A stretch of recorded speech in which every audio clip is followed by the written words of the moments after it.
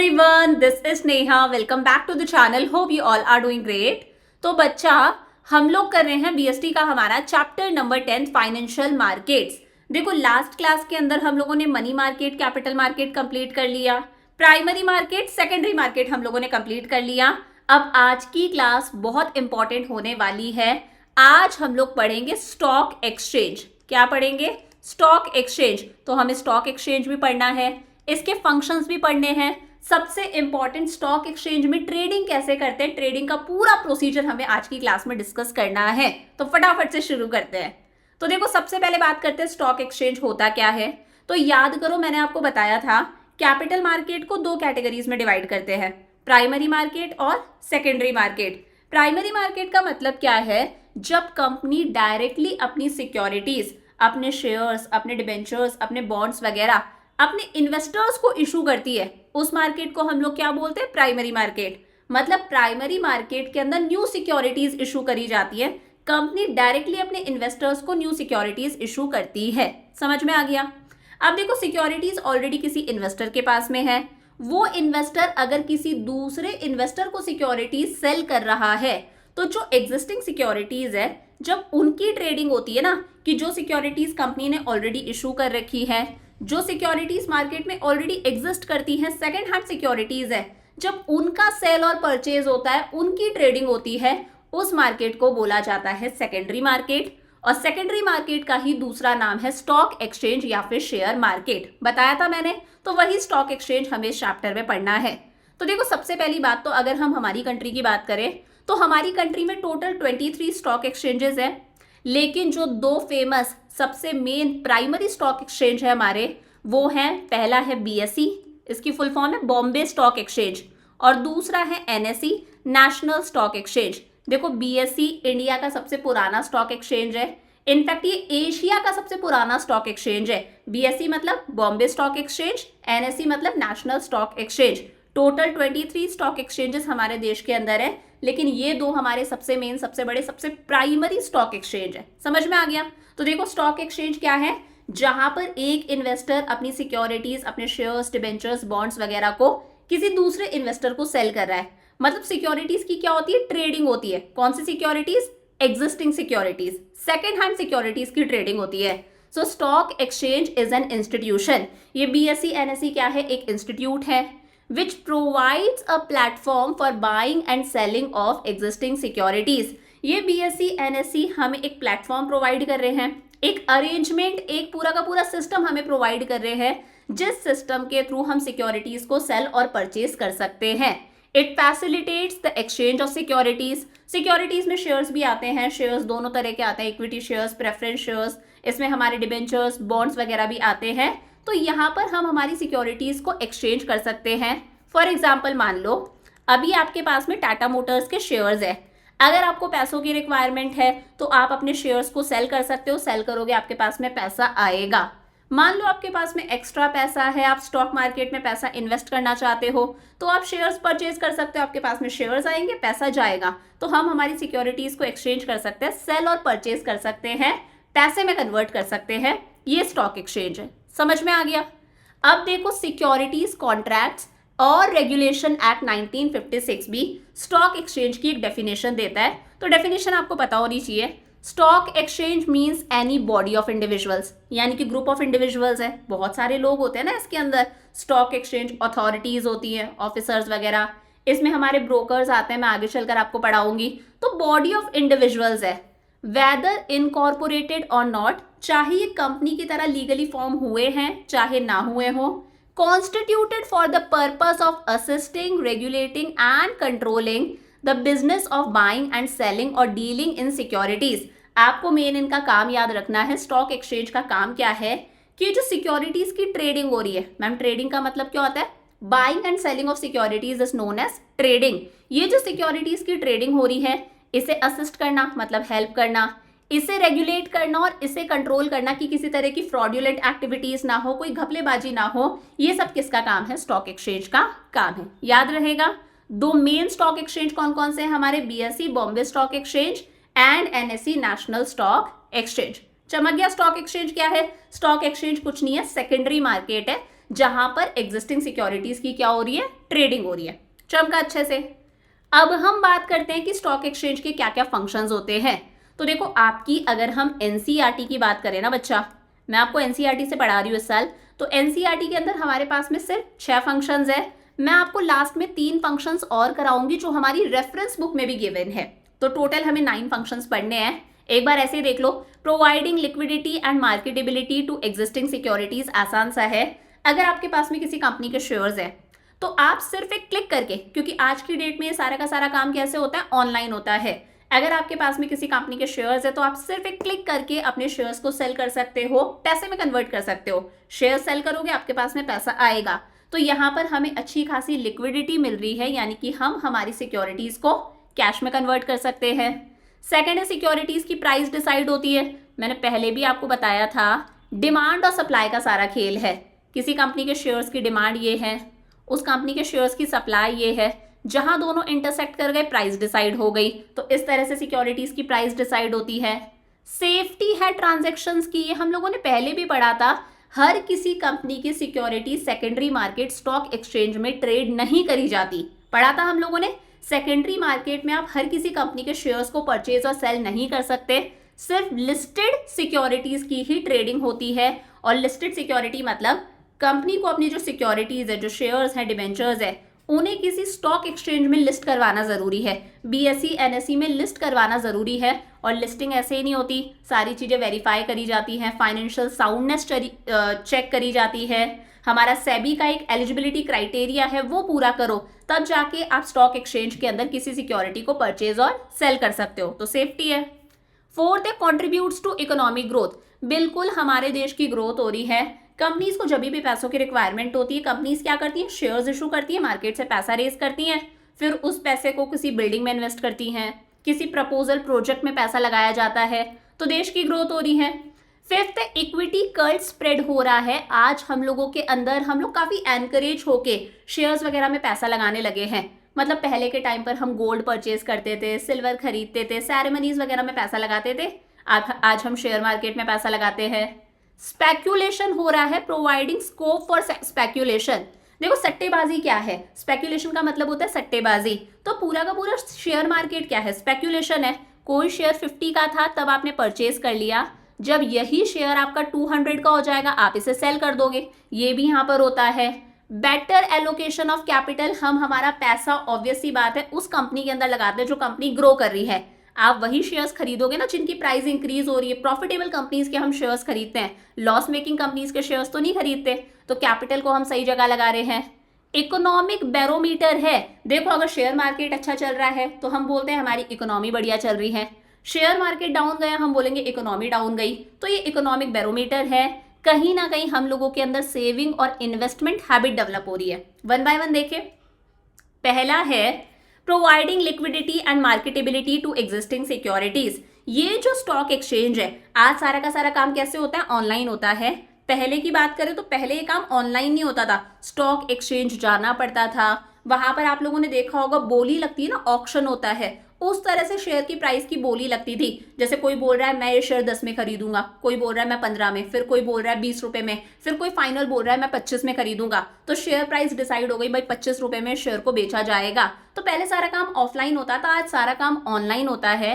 तो ये stock exchange हमें कंटिन्यूअस मार्केट दे रहा है, जहां पर हम सिक्योरिटीज को सेल और परचेज कर सकते हैं। आज आपको कुछ नहीं करना, आपको प्ले स्टोर से एक एप्लीकेशन डाउनलोड करनी है, आप एक ऐप के थ्रू सारा काम कर सकते हो, सिक्योरिटीज को सेल परचेज कर सकते हो। It gives investors the chance to disinvestment and reinvest. देखो, इसका मतलब क्या है, आपके पास में मान लो किसी कंपनी के शेयर्स है, अब आपको लग रहा है उन शेयर्स की प्राइसेस क्या हो रही है, डाउन जा रही है।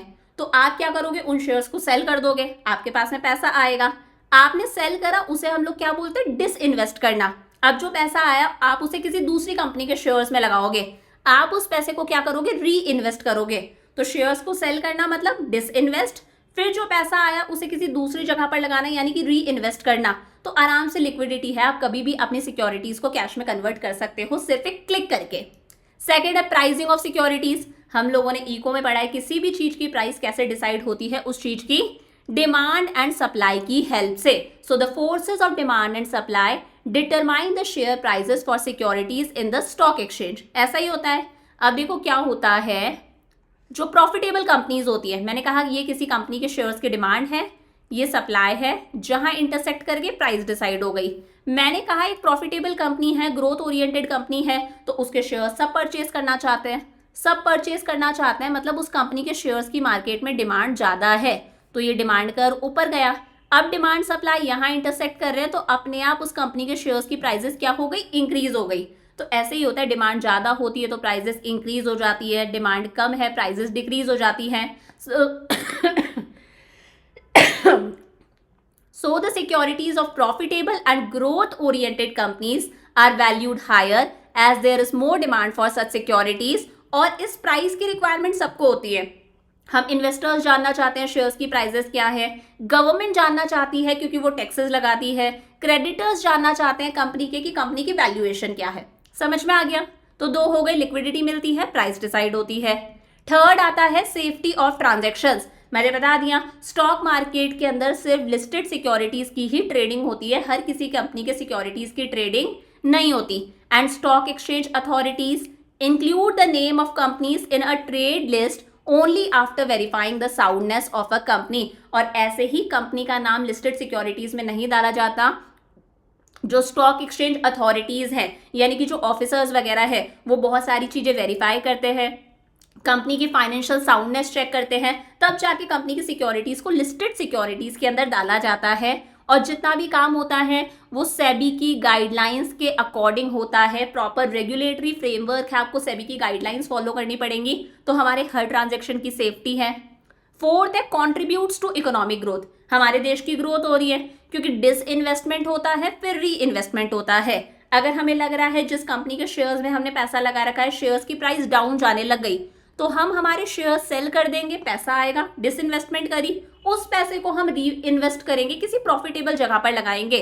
तो हम हमारी सेविंग्स को प्रोडक्टिव इन्वेस्टमेंट कर रहे हैं, अच्छी जगह लगा रहे हैं, कंपनी को पैसा दे रहे हैं, कंपनी किसी प्रपोजल में पैसा लगाएगी, कोई प्लांट मशीनरी परचेज करेगी, देश में इन्वेस्टमेंट हो रही है यानी कि कैपिटल फॉर्मेशन हो रहा है, हमारे देश की ग्रोथ हो रही है। 4 हो गए। फिर आता है spreading of equity cult. Spreading of equity cult का सिंपल सा मतलब है आज हम एनकरेज होकर शेयर मार्केट में पैसा लगा रहे हैं। ऐसा ही होता है, हम लोग एनकरेज हो रहे हैं, हमारे सामने इतनी सारी इन्वेस्टमेंट अपॉर्चुनिटीज है कि हम टाटा मोटर्स के शेयर्स खरीद सकते हैं, रिलायंस के शेयर्स खरीद सकते हैं, बजाज के शेयर्स खरीद सकते हैं। We have a lot of options. तो स्टॉक एक्सचेंज हमें एनकरेज करता है कि हम ओनरशिप सिक्योरिटीज यानी कि शेयर्स वगैरह में पैसा लगाएं। इसके लिए क्या होता है, नए नए इशूज आते हैं यानी कि नए नए शेयर्स आते रहते हैं। ट्रेडिंग प्रैक्टिसेस हमारी डे बाय डे बेटर होती जा रही है। पहले सारा काम ऑफलाइन होता था, अब सारा काम ऑनलाइन होता है। पहले ट्रांजैक्शंस को सेटलमेंट होने में बहुत टाइम लगता था, आपने शेयर परचेज करे हैं, आपके पास में शेयर्स आने में बहुत टाइम लगता था। आजकल सारा काम फटाफट से होता है। लोगों को, आप लोगों को, बच्चों को भी एजुकेशन मिल रही है कि पैसा किस तरह से इन्वेस्ट करना है। 6th है providing scope for speculation. Speculation का मतलब होता है सट्टेबाजी। सिंपल सा है कि मान लो कोई शेयर 50 का था, तब आपने क्या करा, परचेज कर लिया। अब जब यही शेयर हमारा 200 का होगा तब आप इस शेयर को क्या कर दोगे, सेल कर दोगे, तो आपने 150 रुपीज अर्न कर लिए पर शेयर। तो ये क्या है, स्पेक्यूलेशन है। अब स्पेक्यूलेशन बहुत ज्यादा भी अच्छा नहीं होता, लेकिन एक हेल्दी स्पेक्यूलेशन हर देश के लिए अच्छा है। The stock exchange provide sufficient scope within the provisions of law for speculative activity in a restricted and controlled manner। एक restricted और controlled manner में मतलब कायदे से तो थोड़ा सा स्पेक्यूलेशन हर देश के लिए अच्छा है। इससे कहीं ना कहीं लिक्विडिटी मेंटेन रहती है कि हम कभी भी हमारी सिक्योरिटीज को मार्केट में बेचकर सेल कर सकते हैं और हमारे पास में पैसा आ जाएगा।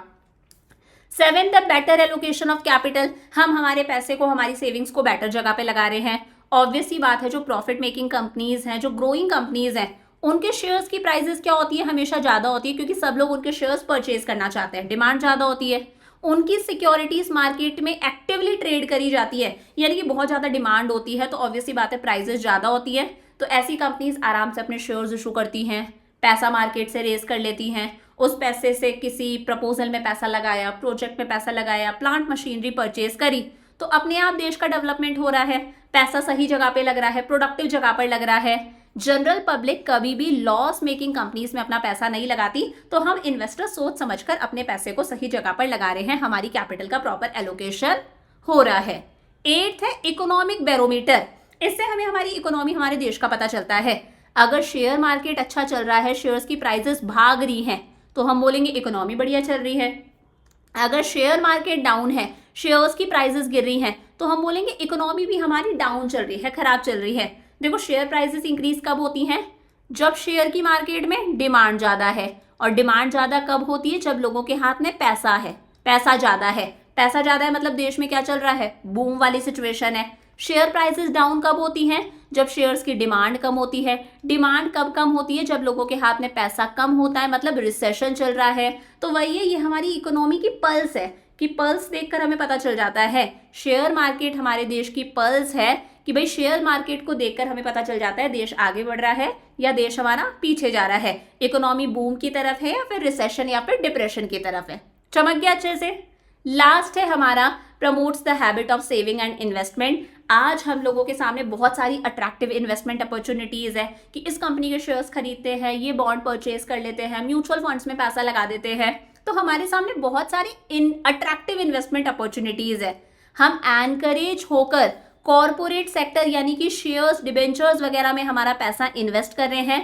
पहले क्या होता था, हम अनप्रोडक्टिव जगह पर हमारा पैसा लगाते थे। गोल्ड परचेज कर लिया। अब यार गोल्ड जो अलमारी में रखा है वो सिर्फ क्या है, मतलब एक ऑर्नामेंट है ना। हम देख देख कर खुश हो रहे हैं, हमारे पास में इतना गोल्ड है, इतना सिल्वर है, वैसे तो कोई वैल्यू नहीं है। सिल्वर में पैसा लगाते थे, सेरेमनीज वगैरह करते थे। तो आज हम इस तरह के अनप्रोडक्टिव असेट्स नहीं खरीदते, हम शेयर मार्केट में पैसा लगाकर अपने पैसे को डबल, ट्रिपल, 5 टाइम्स, 10 टाइम्स करते हैं। समझ में आ गया? तो ये है हमारे फंक्शंस ऑफ स्टॉक एक्सचेंज। अच्छे से क्लियर है? अब आता है आज का सबसे मेन टॉपिक। आज का क्या, इस पूरे चैप्टर का सबसे important topic, trading procedure on a stock exchange. अगर आपको स्टॉक मार्केट के अंदर ट्रेडिंग करनी है, यानी कि सेकेंडरी मार्केट में ट्रेडिंग करनी है, जो ऑलरेडी एग्जिस्टिंग सिक्योरिटीज है उन्हें आपको परचेज करना है, सेल करना है, यहाँ पर कंपनी का कोई रोल नहीं है, तो उसके लिए आपको क्या प्रोसेस फॉलो करना पड़ेगा, पूरा का पूरा ट्रेडिंग प्रोसीजर। अभी ऐसे ही बता रही हूँ, देन डिटेल में हम डिस्कस करेंगे। सबसे पहले हम ब्रोकर सिलेक्ट करते हैं। क्या सिलेक्ट करते हैं? ब्रोकर सिलेक्ट करते हैं। इसे एक एग्जाम्पल के थ्रू समझना। मैंने कहा आपके पापा हैं, आपके पापा को उनकी जो कार है ना वो सेल करनी है। अब कार सेल करनी है तो कार के लिए बायर भी चाहिए, कोई बंदा होना चाहिए ना जो उससे परचेज करेगा। अब पापा थोड़ी ना बायर ढूंढेंगे कि पापा जाएंगे एक एक के पास में, अजी साहब हमारी गाड़ी खरीद लो, अजी साहब हमारी गाड़ी खरीद लो, 5 लाख में गाड़ी बेच रहा हूँ, गाड़ी खरीद लो। पापा थोड़ी ना बायर ढूंढेंगे, पापा सीधे किसके पास में जाएंगे? एक डीलर के पास में जाएंगे। जैसे प्रॉपर्टी अगर हमें सेल करनी होती है तो हम प्रॉपर्टी डीलर के पास में जाते हैं, बीच में एक इंटरमीडिएट होता है, एक दलाल होता है ना, तो वही है, पापा एक डीलर के पास में जाएंगे, ये डीलर हमें बताएगा बायर के बारे में। समझ पा रहे हो? तो सेम उसी तरह से अगर आपको शेयर्स परचेज करने हैं या फिर सेल करने हैं तो आप खुद तो बायर या सेलर नहीं ढूंढ सकते। मैंने कहा आप हो, आपको मान लो किसी कंपनी के शेयर्स क्या करने हैं, परचेज करने हैं, तो भाई कोई सेलर भी तो होना चाहिए। अगर सेलर बेचेगा तभी तो आप परचेज करोगे, और उसके लिए आप किसके पास में जाते हो? एक इंटरमीडियरी के पास में जाते हो। जिस इंटरमीडियरी, बीच के पर्सन को बोला जाता है ब्रोकर। अब पहले तो क्या होता था, ये ब्रोकर्स कोई इंडिविजुअल्स होते थे, पार्टनरशिप फर्म्स भी हो सकती हैं, कंपनीज भी ब्रोकर का काम करती थी।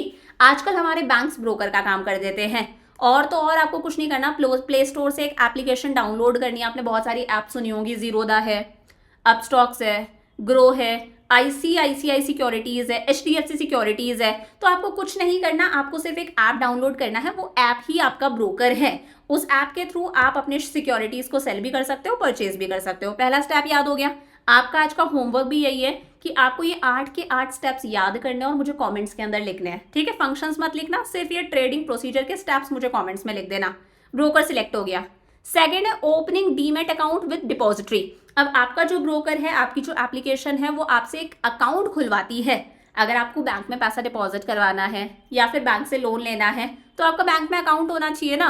तो अगर आपको सिक्योरिटीज के अंदर ट्रेडिंग करनी है, शेयर्स, डिबेंचर्स वगैरह परचेज सेल करने हैं, तो उसके लिए भी एक अकाउंट खोलना जरूरी है, जिस अकाउंट का नाम होता है demat account. DEMAT, demat account. इसका मतलब है डीमटीरियलाइज्ड अकाउंट। पहले ये सारा काम कैसे होता था? ऑफलाइन होता था। तो शेयर क्या है? It is just a piece of paper, एक A4 साइज शीट ही तो है, पीस ऑफ पेपर है जिस पर लिखा हुआ है कि हमारे पास में टाटा मोटर्स के इतने शेयर्स हैं। पीस ऑफ पेपर है। अब ये काम ऑफलाइन नहीं होता, ऑनलाइन होता है, तो कहीं ना कहीं मटेरियल खत्म हो चुका है, इसीलिए हम इसे बोलते हैं डीमटेरियलाइज्ड अकाउंट। समझ में आ गया? ठीक है भाई, डीमैट अकाउंट भी खुल गया।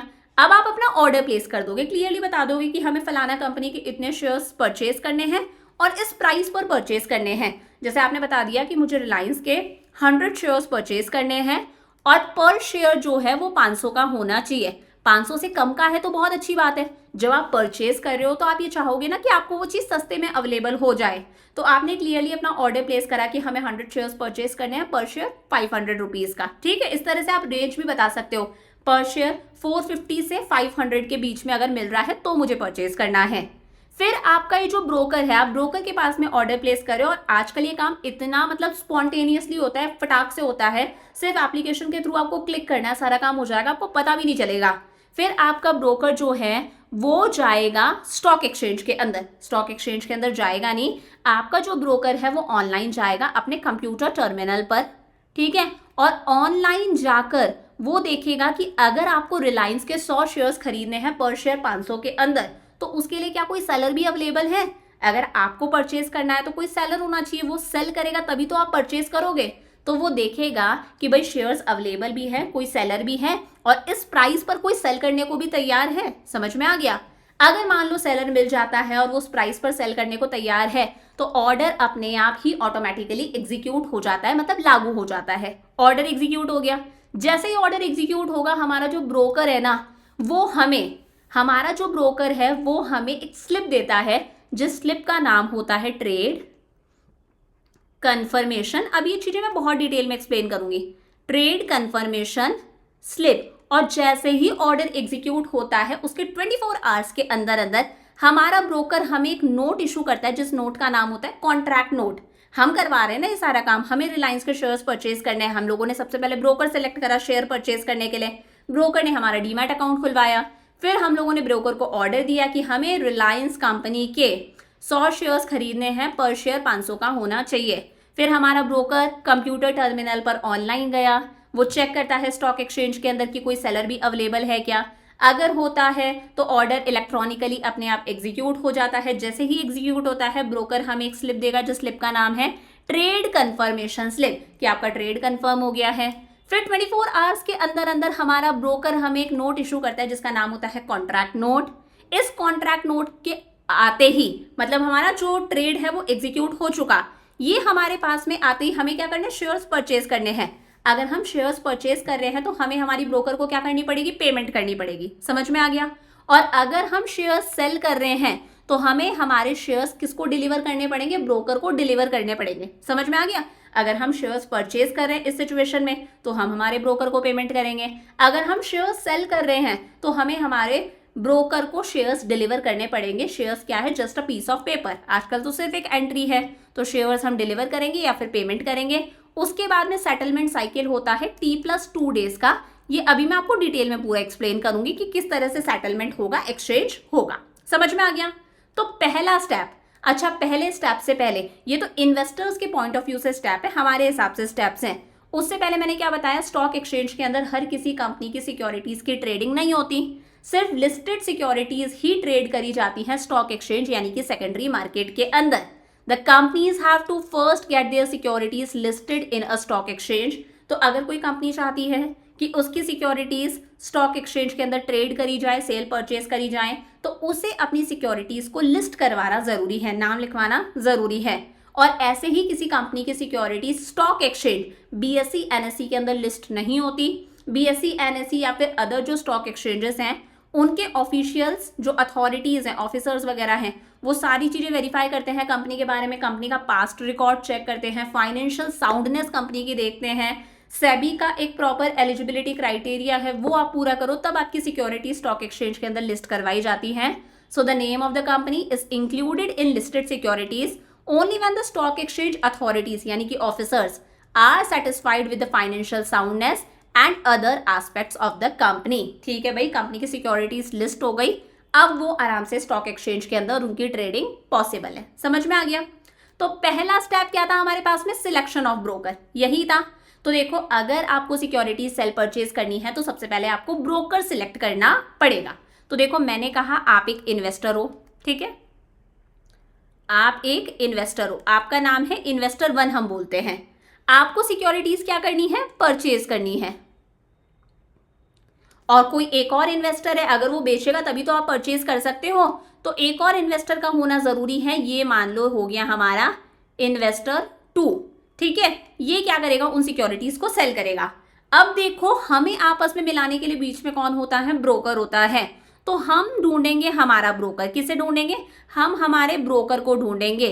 तो ये है हमारा ब्रोकर। और अब आगे चलकर पढ़ोगे कि इस ब्रोकर को ही टेक्निकल भाषा में बोला जाता है डीपी। डीपी का मतलब है डिपॉजिटरी पार्टिसिपेंट। डिपॉजिटरी पार्टिसिपेंट, समझ में आ गया। तो ये हो गया ब्रोकर 1, ये हमारा ब्रोकर है, हम सिक्योरिटीज सेल कर रहे हैं। इन्वेस्टर 1 का ब्रोकर है। इन्वेस्टर 2 सिक्योरिटीज क्या करना चाहता है, सेल करना चाहता है, तो इसका भी एक ब्रोकर होना चाहिए।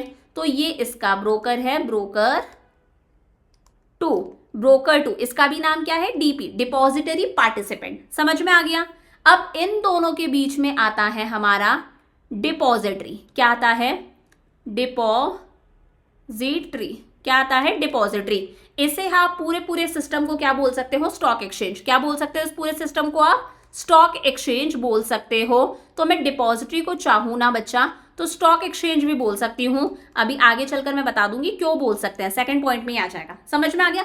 हमें सिक्योरिटीज परचेज करनी है, हम लोगों ने हमारा ब्रोकर सिलेक्ट करा जिसका टेक्निकल नाम है डिपॉजिटरी पार्टिसिपेंट। कोई और है जो उन सिक्योरिटीज को बेचना चाहता होगा, उसने भी अपना ब्रोकर सिलेक्ट करा, ब्रोकर 2। इसे हम टेक्निकल भाषा में बोलते हैं डिपॉजिटरी पार्टिसिपेंट। और बीच में है डिपॉजिटरी। अब देखो अगर आपको बैंक में पैसा डिपॉजिट कराना है, बैंक से लोन लेना है, तो बैंक क्या है, एक ऐसी ऑर्गेनाइजेशन है जिसके पास में पैसा होता है। पैसा किसके पास में होता है, बैंक के पास में। सेम इसी तरह से डिपॉजिटरी भी एक पापा है, एक एपेक्स ऑर्गेनाइजेशन है जिसके पास में सारी सिक्योरिटीज होती हैं, सारे बॉन्ड्स, शेयर्स, डिवेंचर्स वगैरह होते हैं इलेक्ट्रॉनिक फॉर्म के अंदर। मतलब डिपॉजिटरी क्या है, एक एपेक्स ऑर्गेनाइजेशन है जिसके पास में सारी सिक्योरिटीज होती हैं इलेक्ट्रॉनिक फॉर्म के अंदर। इसे अच्छे से पता है कौन बेचना चाह रहा है, कौन खरीदना चाहता है, कौन बायर है, कौन सेलर है, कितनी सिक्योरिटीज मार्केट में अवेलेबल है, इसके पास में पूरा डेटा है, सारी सिक्योरिटीज अवेलेबल है। सिक्योरिटीज क्या है, सिर्फ एक एंट्री है ना, बस लिखा हुआ है। वो सारा डेटा कहाँ पर है, डिपॉजिटरी के पास में है। कभी भी हम जो इन्वेस्टर्स हैं वो डायरेक्टली डिपॉजिटरी से कनेक्ट नहीं कर सकते, इसलिए बीच में कौन आता है, ब्रोकर आता है, यानी कि डिपॉजिटरी पार्टिसिपेंट आता है। समझ में आ गई बात। तो सबसे पहला काम हमें क्या करना है, हमें हमारा ब्रोकर सिलेक्ट करना है। अब ब्रोकर मैंने बताया, ब्रोकर जो है वो पहली बात तो सेबी का, securities and exchange board of India का रजिस्टर्ड ब्रोकर होना चाहिए, एवं ही कोई नहीं। Securities and exchange board of India का रजिस्टर्ड ब्रोकर होना चाहिए। आजकल एक ऐप आप डाउनलोड कर लो, वो ऐप्स भी क्या करते हैं, ब्रोकर का काम करते हैं। So buying and selling of securities can be done through SEBI registered broker. SEBI का रजिस्टर्ड ब्रोकर होना चाहिए, तभी आप सिक्योरिटीज को परचेज और सेल कर सकते हो। और ये जो ब्रोकर होते हैं वो स्टॉक एक्सचेंज के मेंबर होने चाहिए। मैंने बताया डिपॉजिटरी को आप स्टॉक एक्सचेंज भी यहाँ पर बोल सकते हो, इसके ये मेंबर होने चाहिए।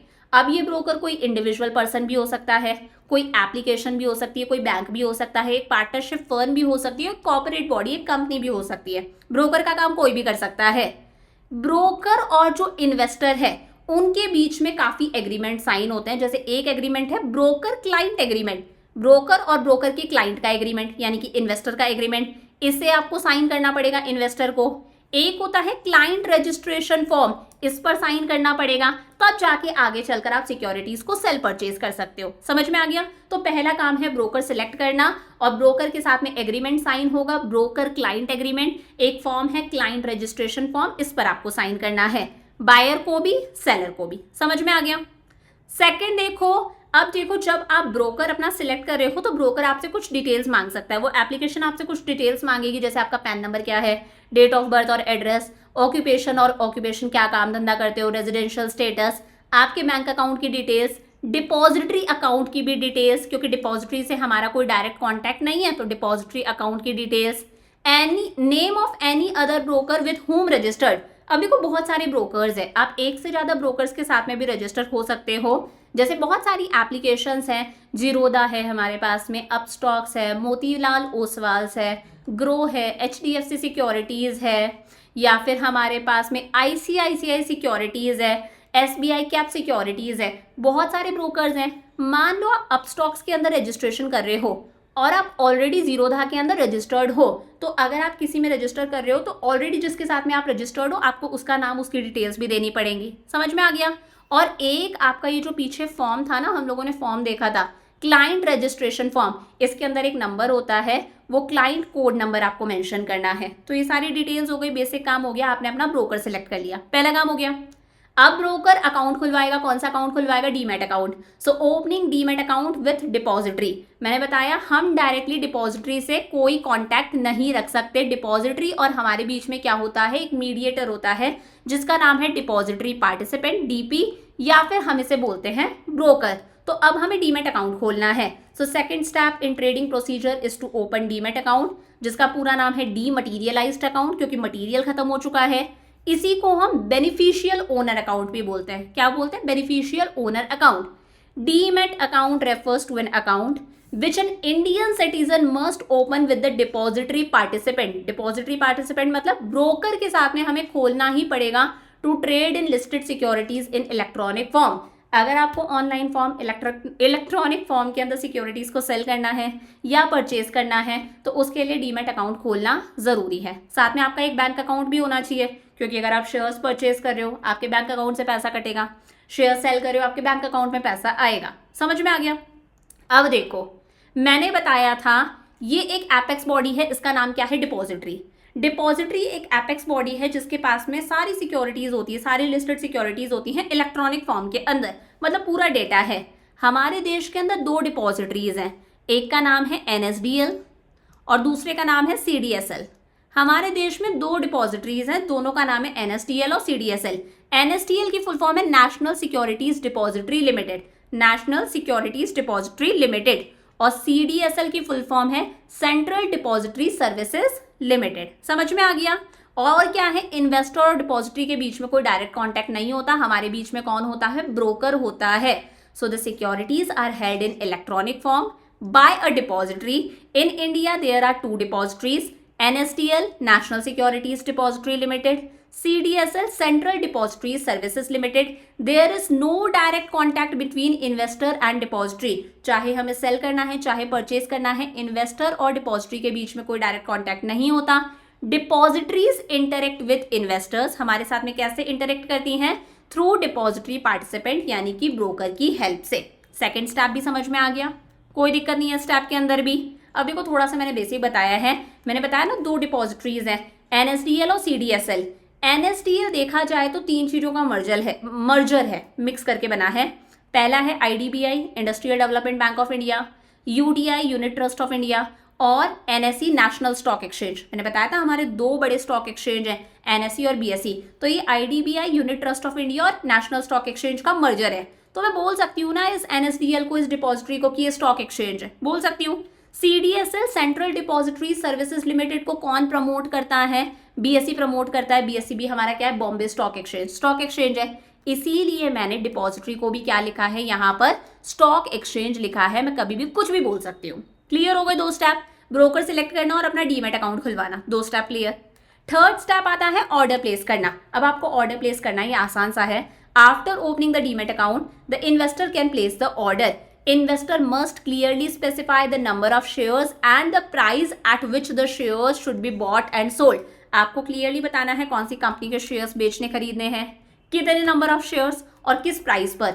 जैसे आपने क्लियरली बताया कि आपको रिलायंस के 100 इक्विटी शेयर्स परचेज करने हैं और पर शेयर आप खरीदोगे 500 से कम में, यानी कि शेयर की प्राइस 500 से ज़्यादा नहीं होनी चाहिए। जब बात परचेज करने की तो आप सस्ते में खरीदना चाहोगे ना, तो आप बोल रहे हो मुझे रिलायंस के इक्विटी शेयर्स चाहिए और पर शेयर 500 से ज़्यादा का नहीं होना चाहिए। ऑर्डर प्लेस कर दिया।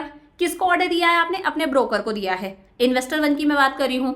अब इन्वेस्टर 1 हमारा मेन स्टॉक एक्सचेंज यानी कि डिपॉजिटरी में कनेक्ट करेगा। डिपॉजिटरी में कनेक्ट करेगा वही अपने कंप्यूटर टर्मिनल के थ्रू, और वहां पर चेक करेगा कि अगर हमें रिलायंस के 100 शेयर्स खरीदने हैं 500 के अंदर तो क्या कोई सेलर अवेलेबल है क्या?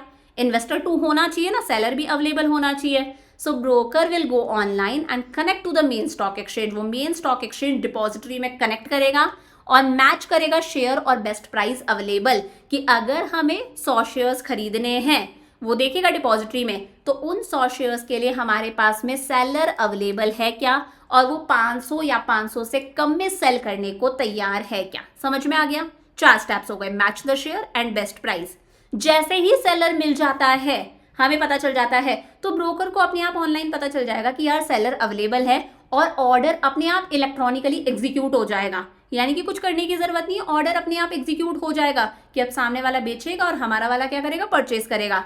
When the shares can be bought and sold at the price mentioned, जो इन्वेस्टर 1 ने प्राइस बताई थी कि मैं इतने पे परचेज करना चाहता हूं, या इन्वेस्टर 2 ने प्राइस बताई थी कि मैं इतने पे सेल करना चाहता हूं, मैच हो गया दोनों का आपस में, दोनों 100 शेयर्स, ये 500 तक के में परचेज करना चाहता है, ये 500 तक के में सेल करना चाहता है, मैच हो गया। तो जैसे ही मैच होगा ब्रोकर्स को पता चल जाएगा और ऑर्डर हमारा इलेक्ट्रॉनिकली एग्जीक्यूट हो जाएगा। जैसे ही ऑर्डर इलेक्ट्रॉनिकली एग्जीक्यूट हुआ, मतलब काम शुरू हो गया, तो ब्रोकर्स अपने अपने इन्वेस्टर को, ब्रोकर 1 इन्वेस्टर 1 को, ब्रोकर 2 इन्वेस्टर 2 को एक स्लिप देंगे, जो स्लिप का नाम है ट्रेड कंफर्मेशन स्लिप। क्या नाम है, ट्रेड कंफर्मेशन स्लिप। चमक गया यहां तक अच्छे से। अब बारी आती है इशू ऑफ कॉन्ट्रैक्ट नोट। अब देखो क्या है, यहां पर हम बना लेते हैं, ये हमारा कौन था, इन्वेस्टर 1 था, ठीक है, जो क्या करना चाहता है, सिक्योरिटीज को परचेज करना चाहता है। इन्वेस्टर 1 का अपना ब्रोकर है, जो है ब्रोकर 1, और फिर यहां पर हमारे पास में क्या आता है, हमारे पास में आती है हमारी डिपॉजिटरी, जिसे मैं बार बार क्या बोल रही हूं, स्टॉक एक्सचेंज भी बोल रही हूं। अगर हम परचेज करना चाहते हैं तो एक और इन्वेस्टर होगा जो क्या करना चाहता है, सेल करना चाहता है। तो ये है इन्वेस्टर 2, ये चाहता है सेल करना। इन्वेस्टर 2 का भी एक ब्रोकर होगा जिसका नाम है ब्रोकर 2, और ये हो गया हमारा डिपॉजिटरी यानी कि स्टॉक एक्सचेंज। तो ऑर्डर एग्जीक्यूट हो गया, ब्रोकर ने अपने इन्वेस्टर को क्या दे दी, ट्रेड कंफर्मेशन स्लिप दे दी, इसने भी अपने इन्वेस्टर को ट्रेड कंफर्मेशन स्लिप दे दी। अब आता है इशू ऑफ कॉन्ट्रैक्ट नोट। देखो जैसे ही ऑर्डर एग्जीक्यूट हुआ है उसके 24 आवर्स के अंदर अंदर, यानी कि एक दिन के अंदर अंदर, जो ब्रोकर है वो अपने इन्वेस्टर को एक नोट देता है, जिस नोट का नाम है कॉन्ट्रैक्ट नोट। समझ में आ गया। ट्रेड एग्जीक्यूट हुआ है, ट्रेड कंफर्मेशन स्लिप दी है, उसके 24 आवर्स के अंदर अंदर जो ब्रोकर है वो अपने इन्वेस्टर को एक नोट देता है, जिस नोट का नाम है contract note. Within 24 hours after the trade has been executed, the broker issues a contract note. और ये कॉन्ट्रैक्ट नोट बहुत इंपॉर्टेंट है, इसमें सारी चीजें मेंशन होती है कि आप कितने शेयर्स बेच रहे हो या खरीद रहे हो। जैसे ब्रोकर 1 इन्वेस्टर 1 परचेज कर रहा है, इन्वेस्टर 2 सेल कर रहा है, तो दोनों के ब्रोकर्स अपने अपने इन्वेस्टर्स को देंगे। सब कुछ मेंशन है, कितने शेयर्स सेल और परचेज करे हैं, किस प्राइस पर सेल और परचेज करे हैं, डेट और टाइम डील का, और साथ में ब्रोकर अपना कितना चार्ज ले रहा है, ब्रोकरेज चार्ज। बहुत इंपॉर्टेंट डॉक्यूमेंट है, क्योंकि कल को अगर इन्वेस्टर और ब्रोकर के बीच में कोई डिस्प्यूट होता है, कोई लड़ाई वगैरह होती है, तो ये कॉन्ट्रैक्ट नोट एक एविडेंस का काम करता है। समझ में आ गया। इस कॉन्ट्रैक्ट नोट पर एक यूनिक नंबर लिखा हुआ होता है, जिसे हम बोलते हैं यूनिक ऑर्डर कोड। क्या कहते हैं, यूनिक ऑर्डर कोड। ये यूनिक ऑर्डर कोड खुद स्टॉक एक्सचेंज से आता है। समझ में आ गया। ब्रोकर्स अपने अपने इन्वेस्टर्स को क्या दे रहे हैं, कॉन्ट्रैक्ट नोट दे रहे हैं। कॉन्ट्रैक्ट नोट पर एक नंबर लिखा हुआ होता है, जिसे हम बोलते हैं यूनिक ऑर्डर कोड। हर ट्रांजैक्शन के लिए एक अलग नंबर होता है, और ये नंबर कौन देता है, स्टॉक एक्सचेंज देता है ब्रोकर को। तो ब्रोकर उस कॉन्ट्रैक्ट नोट पर ये नंबर लिख देता है। समझ में आ गया। तो ये याद रखना, a unique order code number is assigned to each transaction by the stock exchange and is printed on the contract note. ये इस कॉन्ट्रैक्ट नोट पर प्रिंट होता है। क्लियर है। फिर आता है हमारे पास में delivery of share and making payment. यहां से इंपॉर्टेंट चीजें शुरू होती हैं। शेयर्स की डिलीवरी करना, तो देखो मैं थोड़ा सा इरेज करती हूं ताकि चीजें बहुत अच्छे से समझ में आ जाएं। अब देखो क्या होगा, हमारा ऑर्डर एग्जीक्यूट हो चुका, अब हमें शेयर्स की डिलीवरी वगैरह करनी है। तो देखो हम परचेज कर रहे हैं ना, इन्वेस्टर 1 परचेज कर रहा है, तो इन्वेस्टर 1 ब्रोकर 1 को क्या देगा, पेमेंट करेगा ना। अगर हमें शेयर्स खरीदने हैं तो पेमेंट करनी पड़ेगी। फिर ब्रोकर 1 वो पैसा किसको देगा, डिपॉजिटरी को देगा, स्टॉक एक्सचेंज में देगा। स्टॉक एक्सचेंज वो पैसा किसको देगी, ब्रोकर 2 को, और ब्रोकर 2 किसको पैसा दे देगा, अपने इन्वेस्टर 2 को, क्योंकि इन्वेस्टर 2 सिक्योरिटीज को सेल कर रहा है। समझ में आ गया। इन्वेस्टर वन परचेज कर रहा है तो वो ब्रोकर वन को पेमेंट करेगा, ब्रोकर वन डिपॉजिटरी को पेमेंट करेगा, डिपॉजिटरी ब्रोकर टू को पैसा देगी, ब्रोकर टू किसको देगा, इन्वेस्टर टू को। वहीं इन्वेस्टर टू क्या कर रहा है, सिक्योरिटीज को सेल कर रहा है तो वो सिक्योरिटीज डिलीवर करेगा ब्रोकर टू को, ब्रोकर टू सिक्योरिटीज देगा स्टॉक एक्सचेंज में, स्टॉक एक्सचेंज सिक्योरिटीज देगा ब्रोकर वन को और ब्रोकर वन किसको दे देगा, इन्वेस्टर वन को। इस तरह से सारा काम होता है। तो अब आता है हमारे पास में नेक्स्ट स्टेप, शेयर्स की डिलीवरी करना या फिर पेमेंट करना। तो देखो इन्वेस्टर वन ब्रोकर वन को क्या करेगा, शेयर्स की पेमेंट करेगा और इन्वेस्टर टू ब्रोकर टू को क्या करेगा, शेयर्स डिलीवर करेगा, क्योंकि ये क्या कर रहा है, सेल कर रहा है। समझ में आ गया। फिर हमारा जो ब्रोकर वन है, मैंने क्या बताया, इन्वेस्टर वन पेमेंट कर रहा है ब्रोकर वन को, फिर ब्रोकर वन किसको पेमेंट करेगा, स्टॉक एक्सचेंज में पेमेंट करेगा। तो जिस दिन ब्रोकर वन स्टॉक एक्सचेंज में पेमेंट करता है ना, उस दिन को बोला जाता है पे इन डे। क्या कहते हैं, पे इन डे। समझ में आ गया। जब ब्रोकर वन डिपॉजिटरी यानी कि स्टॉक एक्सचेंज में पेमेंट कर रहा है, क्योंकि इन्वेस्टर वन परचेज करेगा, उस दिन को हम क्या बोलते हैं, पे इन डे। वहीं इन्वेस्टर टू ने ब्रोकर टू को क्या दे दिए, शेयर्स डिलीवर कर दिए और ब्रोकर टू स्टॉक एक्सचेंज में शेयर्स डिलीवर कर रहा है, उस दिन को भी हम क्या बोलते हैं, पे इन डे। मतलब सिंपल सा है, जब ब्रोकर्स डिपॉजिटरी यानी कि स्टॉक एक्सचेंज के अंदर पैसा दे रहे हैं, पेमेंट कर रहे हैं या फिर शेयर्स डिलीवर कर रहे हैं, उस दिन को क्या बोला जाता है, पे इन डे। और हमारा ब्रोकर आगे चलकर पेमेंट करे या फिर शेयर्स डिलीवर करे, उससे पहले हमें हमारे ब्रोकर का सेटलमेंट करना जरूरी है। ब्रोकर आगे पैसा तभी तो देगा जब इन्वेस्टर वन ब्रोकर वन को पैसा दे देगा। समझ में आया। ब्रोकर टू स्टॉक एक्सचेंज में शेयर्स डिलीवर तभी करेगा ना जब इन्वेस्टर टू ने शेयर्स किसको दे दिए, ब्रोकर टू को दे दिए। तो वही यहां पर लिखा है, now the investor has to deliver the shares sold and pay cash for the shares bot.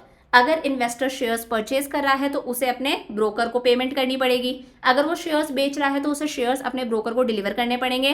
This is done immediately after receiving the contract note. Contract note आते ही ये काम करना है, पहले ब्रोकर का सेटलमेंट करो, क्योंकि ब्रोकर आगे चलकर सेटलमेंट करेगा डिपॉजिटरी को। और before the day when the broker shall make payment और delivery of shares to the exchange. मतलब ब्रोकर आगे स्टॉक एक्सचेंज में पेमेंट करेगा या फिर शेयर्स डिलीवर करेगा, उससे पहले आपको अपने ब्रोकर का हिसाब करना जरूरी है। और मैंने बताया, ब्रोकर जब स्टॉक एक्सचेंज के अंदर शेयर्स डिलीवर करता है या फिर पेमेंट करता है, उस दिन को क्या बोला जाता है, पे इन डे। करेक्ट हो गया अच्छे से। क्या बोलते हैं उस दिन को, पे इन डे। तो मैं यहाँ पर लिख देती हूँ कि हम लोगों ने पेमेंट कर दी ब्रोकर वन को और ब्रोकर वन ने डिपॉजिटरी के अंदर पेमेंट कर दी, उस दिन को क्या बोला गया, पे इन डे। और मान लो इस दिन क्या है, मंडे है। क्या है, मंडे है। समझ में आ गया। सेम ऐसे ही इन्वेस्टर टू ने शेयर्स ब्रोकर टू को दे दिया, ब्रोकर टू ने डिपॉजिटरी के अंदर शेयर्स जमा करवाए हैं, किस दिन करवा दिए, मान लो मंडे को ही करवा दिए। ये क्या है, पे इन डे है। मतलब अब शेयर्स और पैसा किसके पास में है, स्टॉक एक्सचेंज यानी कि डिपॉजिटरी के पास में है। अब देखो साइकिल चलता है T+2 डेज का। कितने दिन का, T+2 डेज का साइकिल चलता है। मैम T+2 डेज का मतलब है जो भी हमारा ये ट्रांजेक्शन डे है ना, पे इन डे है, इसके साथ में आप T+2 डेज कर लो। इसका मतलब है ट्रांजेक्शन डे हमारा मंडे है, पे इन डे 2 दिन और जोड़ लो, ट्यूसडे वेंसडे। कैसे भी करके वेंसडे तक स्टॉक एक्सचेंज के पास में ब्रोकर वन का पैसा है, वो पैसा किसको देगा, ब्रोकर टू को देगा। और स्टॉक एक्सचेंज के पास में ब्रोकर टू के क्या है, शेयर्स हैं, वो शेयर्स किसको देगा, ब्रोकर वन को देगा। समझ में आ गया। सेटलमेंट साइकिल कितने दिन का है, T+2 डेज का है। मंडे क्या है, ट्रांजेक्शन डे है। पे इन डे क्या है, मान लो मंडे है ये ट्रांजेक्शन डे हो गया। 2 दिन और जोड़ लो, ट्यूसडे वेंसडे। कैसे भी करके वेंसडे तक ये जो स्टॉक एक्सचेंज है वो ब्रोकर वन से जो पैसा आया था वो किसे देगा, ब्रोकर टू को, और ब्रोकर टू से जो शेयर्स आए थे वो किसे देगा, ब्रोकर वन को। इजी पीजी हो गया। वहीं यहां पर लिखा है आगे सेटलमेंट साइकिल में, कैश इज पेड और सिक्योरिटीज आर डिलीवर्ड ऑन पे इन डे। ये काम तो हो चुका पे इन डे पर। ब्रोकर वन ने स्टॉक एक्सचेंज के अंदर पेमेंट कर दी और ब्रोकर टू ने स्टॉक एक्सचेंज के अंदर क्या कर दिए, शेयर्स डिलीवर कर दिए। अब हम T+2 डे की बात कर रहे हैं, क्योंकि वो काम कब हुआ था, मंडे को हुआ था। तो T+2 डेज, मंडे हमारा T हो गया, ट्रांजैक्शन डे, 2 दिन और जोड़ लो। कैसे भी करके वेंसडे तक हमारा जो स्टॉक एक्सचेंज है, जो डिपॉजिटरी है, वो दोनों ब्रोकर्स का सेटलमेंट करेगी। तो ये जो T+2 डेज है इसे हम रोलिंग सेटलमेंट बोलते हैं। और ये जो T+2 डेज का टाइम है ये कब से चलता आ रहा है, हमारा 1 अप्रैल 2023 से हम इसे फॉलो करते हुए आ रहे हैं। समझ में आ गया। मतलब T+2 डेज के अंदर सब कुछ सेटल और फाइनलाइज्ड करना है। फिर लास्ट में आता है T+2 डे पर, मतलब अब तक करना ही है। स्टॉक एक्सचेंज क्या करेगा, स्टॉक एक्सचेंज के पास में ब्रोकर 1 से पैसा आ रखा था, वो किसको पैसा दे देगा, ब्रोकर 2 को। ब्रोकर 2 से शेयर्स आ रखे थे, वो शेयर्स किसको दे देगा, ब्रोकर 1 को। तो इस T+2 डे को जब स्टॉक एक्सचेंज सेटलमेंट कर रहा है, इसे बोला जाता है पे आउट डे। समझ में आ गया ना कितना इजी है। जब स्टॉक एक्सचेंज के पास में पैसा और शेयर्स वगैरह आ रहे हैं, दैट इज पे इन डे, लेकिन T+2 डेज पर उसके पास से पैसा और शेयर्स जा रहे हैं, उसे हम बोलते हैं पे आउट डे। क्लियर हो गया। वहीं यहां पर लिखा है on T+2 day the stock exchange will deliver the share और make payment to the other broker, इस दिन को हम बोलते हैं पे आउट डे। अब देखा जाए तो पैसा और शेयर्स किसके पास में है, अब पैसा और शेयर्स हैं हमारे ब्रोकर 1 और ब्रोकर 2 के पास में। ब्रोकर 2 के पास में पैसा आ गया, ब्रोकर 1 के पास में क्या आ गए, शेयर्स आ गए। जैसे ही ब्रोकर्स के पास में पैसा और शेयर्स आए हैं, विद इन 24 आवर्स, एक दिन के अंदर अंदर उसे अपने इन्वेस्टर को शेयर्स देने पड़ेंगे, इसे अपने इन्वेस्टर को पैसा देना पड़ेगा। समझ में आ गया। मतलब ब्रोकर्स के पास में जैसे ही पैसा या शेयर्स आ गए, विद इन 24 आवर्स, एक दिन के अंदर अंदर उन्हें अपने अपने इन्वेस्टर्स का क्या करना है, सेटलमेंट करना है। तो वही लिखा है the broker then has to make payment to investors within 24 hours of the pay out day. Pay out day के 24 आवर्स के अंदर अंदर, क्योंकि उसके पास में ऑलरेडी एक्सचेंज से पैसा या शेयर्स आ चुके हैं। और इन्वेस्टर 1 क्या कर रहा था, परचेज कर रहा था, तो अपने आप जो उसका ब्रोकर है वो उसके डीएमएट अकाउंट के अंदर सिक्योरिटीज डाल देगा इलेक्ट्रॉनिक फॉर्म के अंदर। Broker directly delivers the shares in investors demat account. Investor 1 के डीमैट अकाउंट में अपने आप शेयर्स दिखने लग जाएंगे, ऑनलाइन एंट्री हो जाएगी और इन्वेस्टर 2 के बैंक अकाउंट में पैसा आ जाएगा, क्योंकि उसने शेयर्स बेचे हैं। तो इसके लिए जरूरी है कि इन्वेस्टर सारी की सारी डीमैट अकाउंट की डिटेल्स देकर रखे अपने ब्रोकर को, वो उसके पास में ऑटोमेटिकली होती है। समझ में आ गया। तो ये हमारा पूरा का पूरा था ट्रेडिंग प्रोसीजर, स्टॉक एक्सचेंज में ट्रेड कैसे करते हैं। एक बार मैं क्विकली रिवाइज करा दूं। सबसे पहले ब्रोकर सेलेक्ट करना है, ब्रोकर हमारा डीमैट अकाउंट खुलवाएगा, फिर आपको ऑर्डर प्लेस करना है सेल और परचेज का। ब्रोकर आपका ऑनलाइन टर्मिनल में जाएगा, स्टॉक एक्सचेंज में कनेक्ट करेगा, देखेगा अगर आप परचेज करना चाहते हो तो कोई सेलर अवेलेबल है क्या, वो इतने प्राइस पर बेचने को तैयार है क्या। ऑर्डर जैसे ही एग्जीक्यूट हो जाएगा अपने आप इलेक्ट्रॉनिकली, ब्रोकर अपने अपने इन्वेस्टर्स को एक स्लिप देते हैं जिसका नाम है ट्रेड कंफर्मेशन स्लिप, और तुरंत एक कॉन्ट्रैक्ट नोट इशू करा जाता है। उस कॉन्ट्रैक्ट नोट के ऊपर एक नंबर होता है जिसे हम बोलते हैं यूनिक ऑर्डर कोड। ये नंबर कहाँ से आता है, स्टॉक एक्सचेंज से आता है। उसके बाद में क्या करना है, शेयर्स की डिलीवरी करनी है, पेमेंट करना है। अगर आप बेच रहे हो तो आप अपने ब्रोकर को शेयर्स डिलीवर करोगे, अगर आप खरीद रहे हो तो आपको अपने ब्रोकर को क्या करना पड़ेगा, पैसा देना पड़ेगा। फिर ब्रोकर जो है वो स्टॉक एक्सचेंज में शेयर्स डिलीवर करते हैं या फिर पैसा देते हैं, उस दिन को हम क्या बोलते हैं, पे इन डे। और जब स्टॉक एक्सचेंज दूसरे ब्रोकर को शेयर्स डिलीवर कर रहे हैं या पैसा दे रहे हैं, उस दिन को बोला जाता है पे out day. Pay out day हमारा कौन सा डे होता है, T+2 डे। चमक गया अच्छे से। तो ये हम लोगों ने प्रॉपर हमारा स्टॉक एक्सचेंज कंप्लीट कर लिया। अब अगली क्लास के अंदर हम क्या पढ़ने वाले हैं, अगली क्लास के अंदर हम लोग डीमैट अकाउंट पढ़ेंगे, डिपॉजिटरीज के बारे में थोड़ा सा पढ़ेंगे, और हमारा लास्ट और सबसे इंपॉर्टेंट टॉपिक सेबी के बारे में हम पढ़ेंगे, सेबी के फंक्शंस डिस्कस करेंगे। तो यहाँ तक का अच्छे से पढ़ के रखना, आज की क्लास बहुत इंपॉर्टेंट थी। I will see you in next class. Lots of love, bye bye.